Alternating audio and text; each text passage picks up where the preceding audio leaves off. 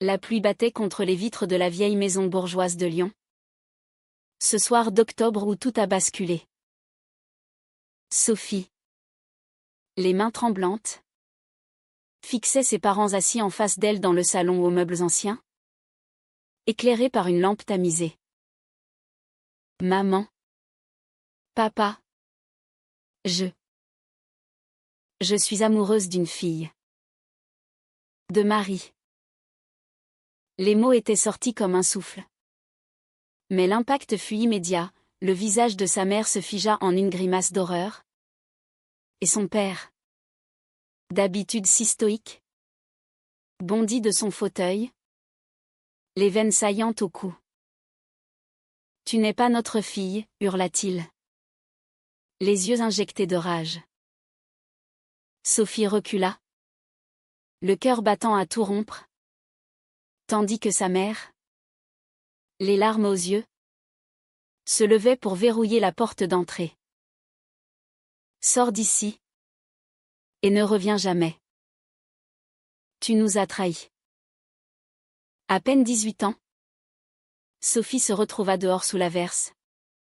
Son sac à dos jeté à ses pieds contenant à peine quelques vêtements et son téléphone. Le froid l'envahit instantanément. Mais ce n'était rien comparé à la douleur qui lui serrait la poitrine. Comment en était-elle arrivée là? Tout avait commencé 6 mois plus tôt, lors d'une fête d'étudiants à l'université de Lyon. Sophie, étudiante en littérature, timide et réservée, avait croisé le regard de Marie, une jeune femme de 20 ans, aux cheveux courts blonds et à l'assurance magnétique, qui étudiait les beaux-arts.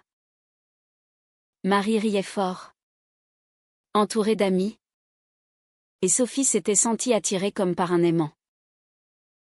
Elles avaient discuté toute la nuit de livres, de peinture, de rêves inavoués. Pour la première fois, Sophie avait ressenti une connexion profonde. Une étincelle qui n'avait rien à voir avec les flirts forcés qu'elle avait eus avec des garçons au lycée. Mais ce soir-là, en rentrant chez elle, Sophie avait déjà perçu le gouffre qui s'ouvrait. Ses parents, catholiques pratiquants, issus d'une famille conservatrice de la bourgeoisie lyonnaise, parlaient souvent de mariage traditionnel, d'enfants, de continuité familiale. Une fille comme toi mérite un bon mari, disait sa mère en souriant, ignorant les tourments intérieurs de Sophie. Elle avait passé des nuits entières à se questionner, était-ce une phase? Une erreur? Ou simplement qui elle était vraiment? Marie. Elle assumait pleinement son orientation. Issue d'une famille plus libérale de Paris, elle avait fait son coming out à 16 ans et vivait librement. L'amour n'a pas de genre? Sophie lui avait-elle dit un jour, en l'embrassant doucement sur la joue lors d'une promenade au parc de la Tête d'Or. Mais pour Sophie, chaque baiser volé était un risque. Une trahison envers ses parents qui l'avaient élevée avec tant d'attentes. Le lendemain de son expulsion, Sophie erra dans les rues humides de Lyon, son téléphone vibrant de messages de Marie. « Où es-tu? Je m'inquiète. » Elle n'osa pas répondre tout de suite. Elle trouva refuge dans un café ouvert tard, commandant un thé pour se réchauffer. Assise là, elle repensa à la dispute qui avait précédé ce drame.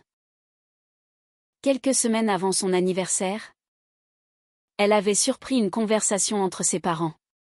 « Elle est différente ?» murmurait sa mère.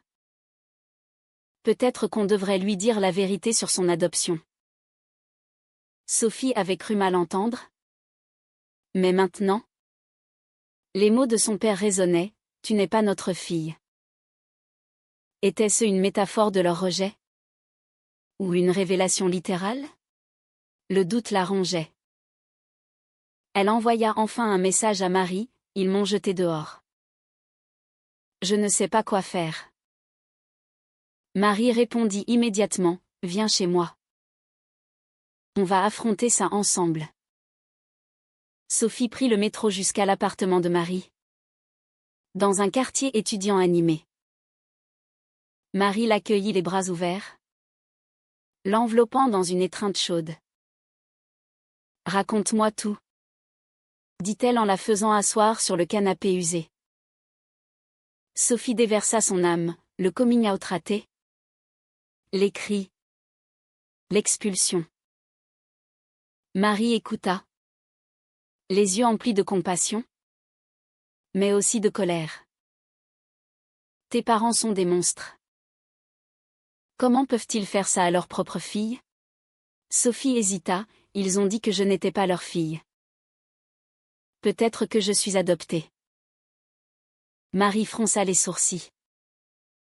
Ça change quoi? L'amour ne se mérite pas par le sang. Mais pour Sophie, cela changeait tout. Si elles n'étaient pas biologiquement liées, peut-être que leur rejet était plus facile à justifier pour eux. Cette nuit-là, blottie contre Marie, Sophie pleura jusqu'à l'aube, sentant pour la première fois le poids réel de son identité. Les jours suivants furent un tourbillon d'émotions. Marie insista pour que Sophie reste chez elle, partageant son petit appartement. Elles passèrent des heures à parler, à se soutenir mutuellement. Mais la réalité frappa vite, Sophie n'avait plus d'argent, plus de foyer. Elle contacta discrètement sa tante, une sœur libérale de sa mère vivant à Marseille, qui accepta de l'aider financièrement en secret. Tes parents sont fous, ma chérie. Viens chez moi si besoin. Mais Sophie voulait rester à Lyon, près de Marie, et poursuivre ses études. Elle trouva un job à mi-temps dans une librairie, servant des cafés et rangeant des livres pour survivre. Chaque soir, en rentrant, elle trouvait Marie en train de peindre, ses toiles reflétant leur histoire, des couleurs vives pour l'amour naissant, des ombres pour les conflits. Pourtant, le doute persistait. Sophie décida de fouiller dans son passé. Elle se rendit à la mairie pour consulter son acte de naissance. Là, la vérité éclata, oui. Elle était adoptée à la naissance. Ses parents biologiques étaient inconnus. Et les Dumont, ses parents adoptifs, l'avaient choisie dans un orphelinat parisien. Pourquoi ne lui avait-il rien dit? Était-ce pour la protéger? Ou pour maintenir l'illusion d'une famille parfaite? Sophie confronta Marie avec cette découverte. Si je ne suis pas à eux, peut-être que je ne mérite pas leur amour. Marie secoua la tête. L'amour se gagne par les actes, pas par les gènes. Tes parents ont choisi de t'élever, et maintenant ils choisissent de te rejeter. C'est leur faute, pas la tienne. Cette révélation intensifia leur lien. Marie devint son ancre, l'aidant à naviguer les eaux troubles de l'acceptation de soi. Mais les pressions extérieures montaient. À l'université, des rumeurs circulaient, Sophie avait été vue avec Marie, main dans la main. Certains amis se distançaient, murmurant des jugements. C'est contre nature, dit un jour un camarade en cours. Sophie sentit la brûlure de la honte, mais Marie la défendit farouchement. L'amour est naturel, c'est l'intolérance qui ne l'est pas. Leur relation, autrefois secrète, devenait publique, forçant Sophie à affronter les regards, les whispers. Un soir, alors qu'elle marchait dans les rues pavées du Vieux-Lyon, un groupe d'hommes les interpella. « Les lesbiennes, rentrez chez vous. cria l'un d'eux. Marie serra la main de Sophie plus fort. Mais le cœur de Sophie battait la chamade. Elles pressèrent le pas. Mais l'incident laissa une marque. C'est la société qui est malade? Pas nous, dit Marie plus tard, en la serrant dans ses bras. Sophie hocha la tête. Mais intérieurement, elle se demandait si elle avait fait le bon choix en sortant du placard. Le prix était élevé, perte de famille, précarité, discrimination. Pourtant, avec Marie, elle se sentait vivante pour la première fois. Les semaines devinrent des mois. Et Sophie s'installa dans une routine fragile. Le matin, elle se levait tôt pour son travail à la librairie. Où le propriétaire, un vieil homme tolérant, l'encourageait. L'amour est l'amour, mademoiselle, disait-il en lui prêtant des livres sur l'histoire LGBT.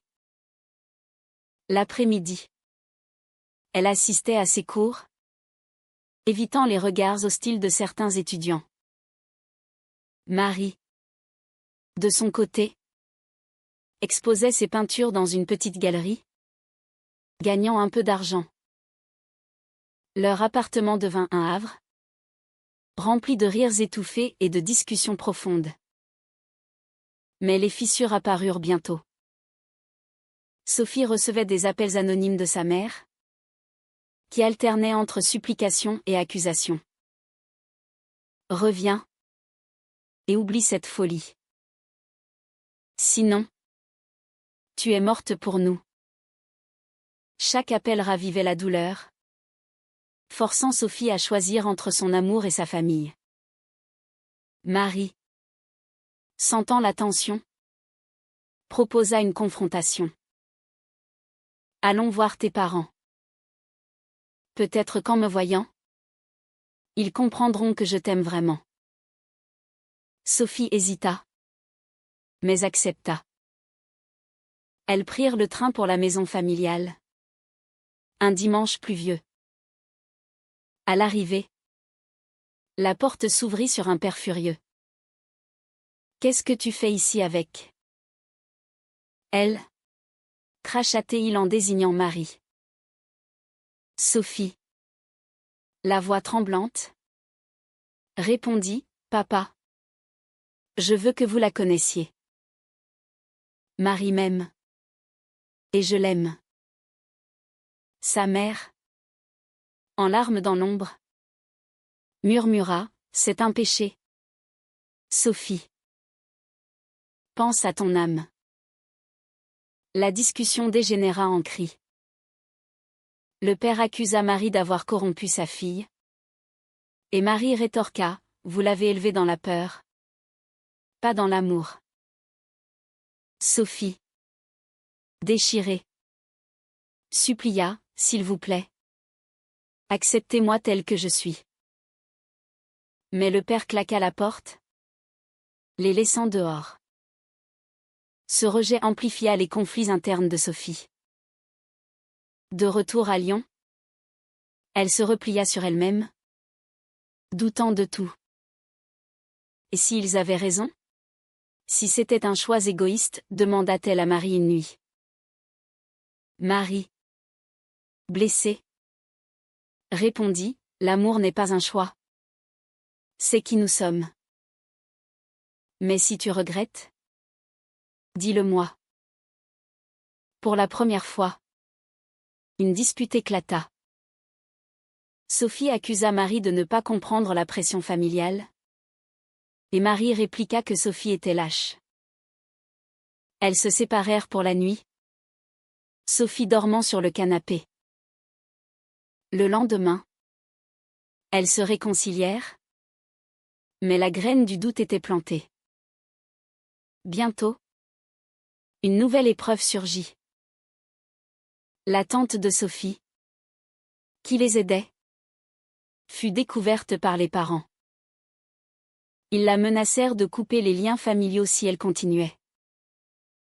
La tante, déchirée, appela Sophie, je t'aime. Mais je ne peux pas perdre ma sœur. Trouve un autre moyen. Sophie se sentit abandonnée une fois de plus. Elle postula pour une bourse universitaire, mentant sur sa situation familiale pour l'obtenir. Marie, pour aider, accepta un job de serveuse en plus de ses études. Leur relation devint un partenariat de survie. Mais la passion s'effritait sous le poids des sacrifices. Un jour, Sophie rencontra par hasard une ancienne amie d'école, Claire, qui avait entendu parler de son coming out. Claire, mariée et mère, l'invita à déjeuner. Sophie, tu fais une erreur. Pense à l'avenir, pas d'enfant, pas de normalité. Reviens à la raison. Sophie défendit son choix. Mais les mots de Claire la hantèrent. Était-ce vraiment la vie qu'elle voulait? Ce soir-là, elle confia ses doutes à Marie. Et si on se séparait? Pour voir si c'est réel. Marie, les yeux emplis de larmes, secoua la tête. Si tu doutes, c'est que tu n'es pas prête. Mais je t'aime trop pour te forcer. Elles décidèrent d'une pause. Sophie déménageant temporairement chez une camarade d'université. La séparation fut un supplice. Sophie erra seule, confrontée à ses démons intérieurs. Elle assista à une conférence sur les droits LGBT à l'université, où des témoignages de rejet familial résonnèrent en elle. Une femme raconta comment elle avait perdu sa famille mais gagné sa liberté. Inspirée, Sophie appela Marie. J'ai besoin de toi. Je suis désolée. Elles se retrouvèrent dans leur parc préféré, s'embrassant sous la pluie, renouvelant leur engagement. Mais le retour fut marqué par une nouvelle trahison, un ami commun, jaloux de Marie, avait répandu des rumeurs sur leur relation, accusant Marie d'infidélité. Sophie, paranoïaque, confronta Marie. Est-ce vrai? Marie, outrée, nia. C'est un mensonge pour nous détruire. Elles surmontèrent l'épreuve, mais la confiance était ébranlée. Les pressions sociales s'intensifièrent. À une manifestation pour les droits LGBT à Lyon, elles furent prises à partie par des contre-manifestants. Des insultes fusèrent, et Sophie reçut un coup de coude accidentel. Blessée physiquement et émotionnellement, elle se demanda si la lutte en valait la peine. Marie la soigna, murmurant, on est plus forte ensemble. Mais Sophie sentait le coup, isolement, fatigue constante. Elle commença à consulter une thérapeute, explorant ses traumas d'adoption et de rejet. Vous devez choisir votre vérité, dit la thérapeute. Sophie hocha la tête, mais le choix semblait impossible. Le printemps apporta un semblant de renouveau, mais aussi de nouveaux défis. Sophie, maintenant plus affirmée, décida de poursuivre des recherches sur ses origines biologiques. Elle contacta l'agence d'adoption à Paris, voyageant seule pour consulter les dossiers.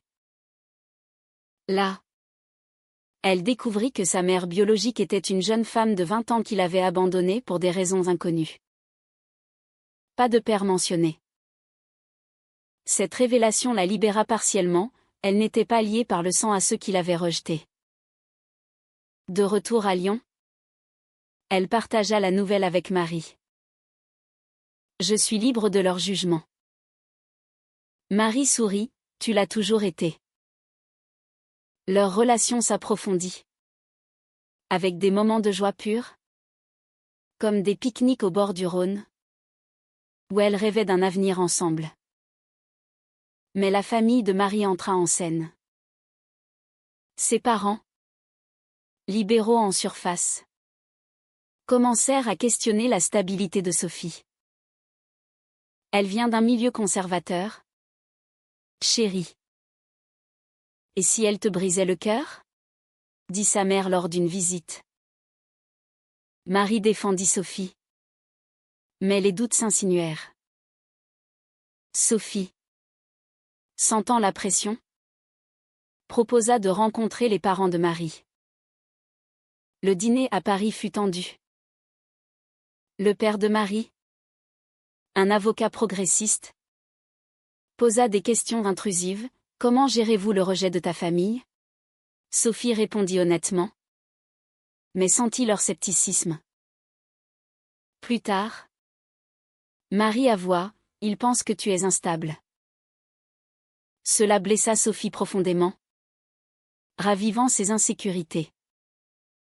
De retour à Lyon, une opportunité professionnelle surgit pour Marie, une bourse pour étudier à l'étranger. En Italie. C'est mon rêve. Mais je ne partirai pas sans toi, dit-elle. Sophie, attachée à ses études, hésita. Et si on se séparait pour ça? La décision pesa lourd. Elles débattirent des nuits entières, pesant les sacrifices. Finalement, Marie refusa la bourse. Toi d'abord. Mais Sophie se sentit coupable, avait-elle privé Marie de son avenir? Cette culpabilité mena à une nouvelle dispute. Tu me retiens, cria Marie un soir.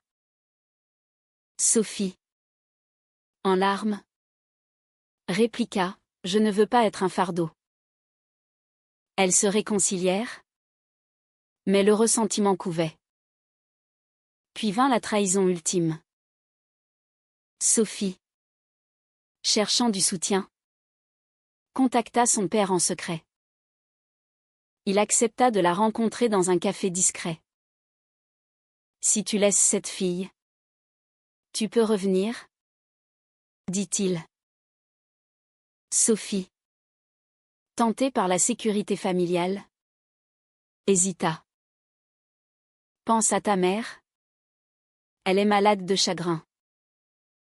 Sophie rentra troublée, ne disant rien à Marie. Mais Marie découvrit l'appel dans l'historique du téléphone. Tu m'as trahi, hurla-t-elle. Sophie pleura, j'avais besoin de closure. La dispute escalada.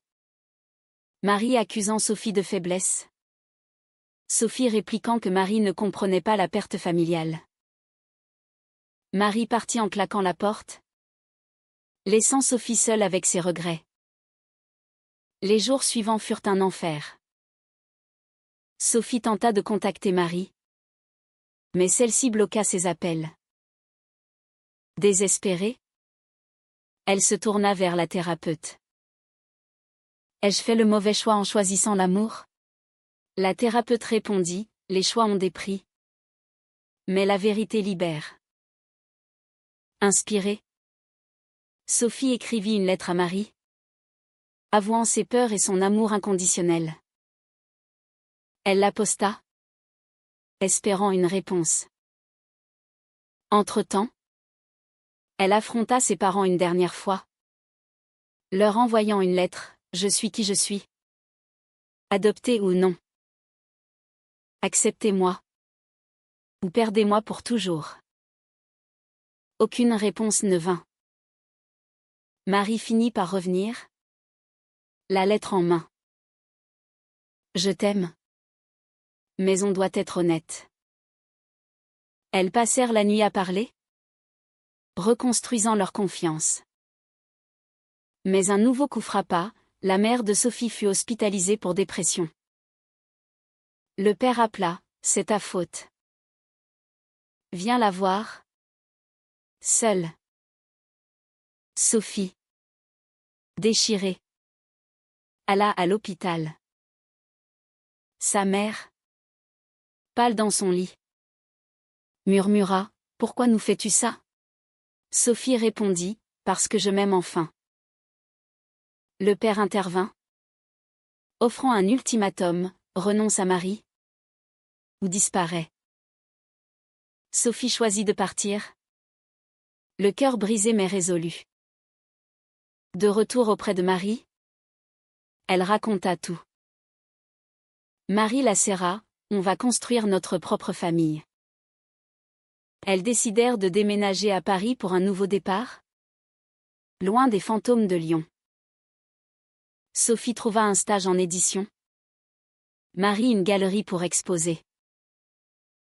Leur relation, forgée dans le feu, devint plus forte.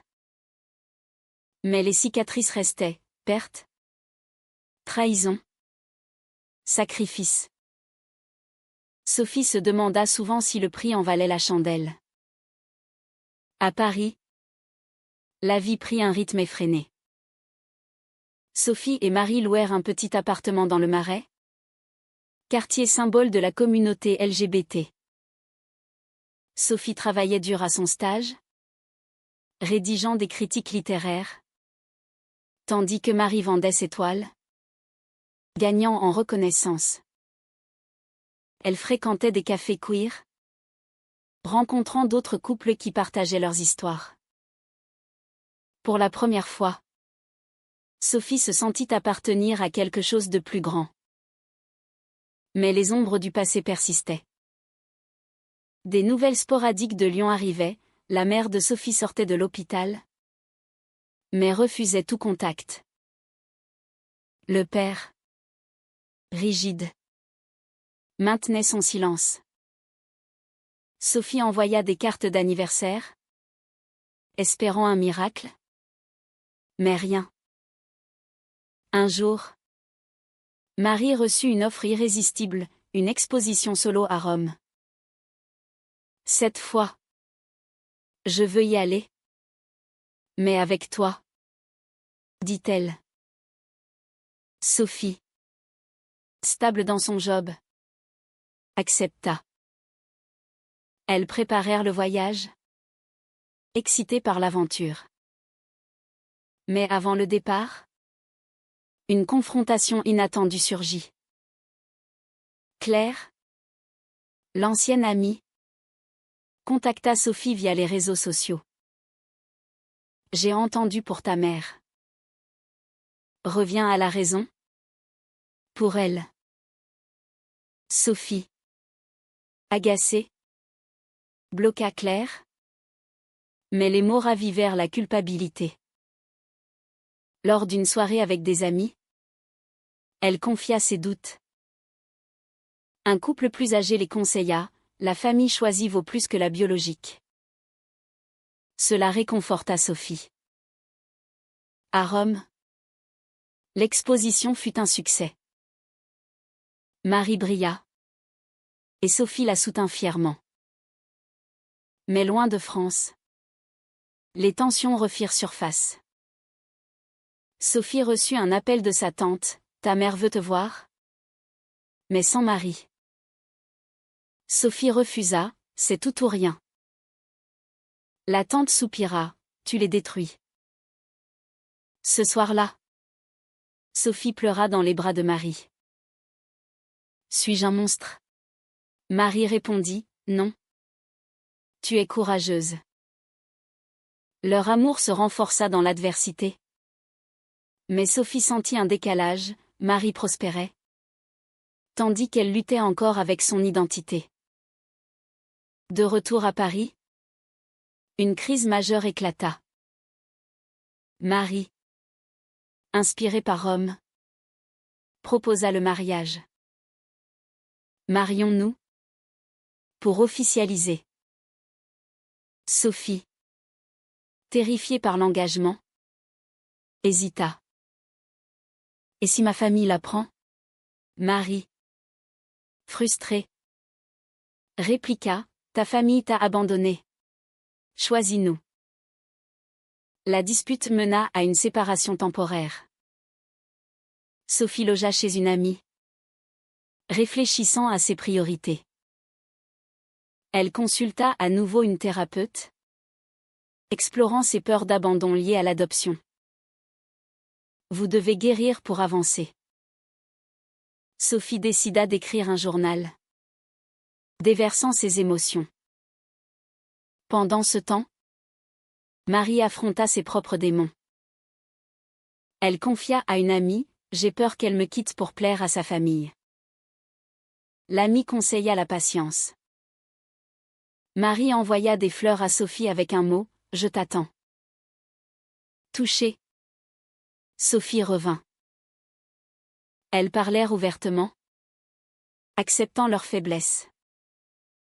Marions-nous, mais à notre rythme, proposa Sophie. Marie accepta, et elles planifièrent une cérémonie intime. Mais le destin frappa à nouveau. Le père de Sophie mourut subitement d'une crise cardiaque. La nouvelle arriva par la tante. Sophie, choquée, rentra à Lyon pour les funérailles. Sa mère, brisée, l'accueillit froidement. Tu as tué ton père avec ton égoïsme. Sophie, en larmes, défendit, non. C'est votre intolérance qui nous a tous détruits.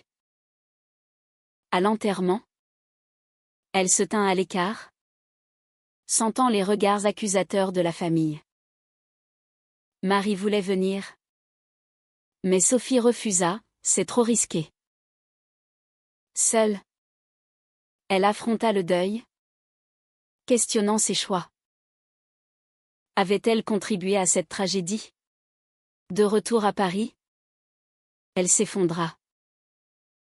Marie la soutint, mais Sophie se distança émotionnellement. J'ai besoin d'espace pour guérir. Marie, blessée, accepta. Sophie voyagea seule en Provence, méditant sur sa vie. Elle rencontra une communauté LGBT rurale, partageant des histoires similaires. Inspirée, elle rentra résolue, je choisis nous. Elles se marièrent dans un petit jardin parisien, entourées d'amis. La joie fut immense, mais teintée de tristesse pour les absents. Les années passèrent, et leur mariage devint un pilier. Sophie publia un roman inspiré de son histoire, recevant des critiques positives pour son exploration des thèmes LGBT. Marie devint une artiste reconnue, ses peintures exposées dans des galeries européennes. Elles adoptèrent un chat, rêvant d'enfants un jour. Mais les cicatrices familiales persistaient. La mère de Sophie, maintenant seule, envoya une lettre, « Je regrette.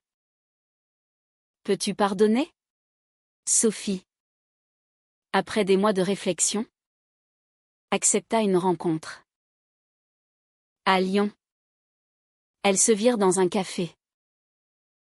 La mère, vieillie, pleura, « J'avais peur du qu'en dira-t-on.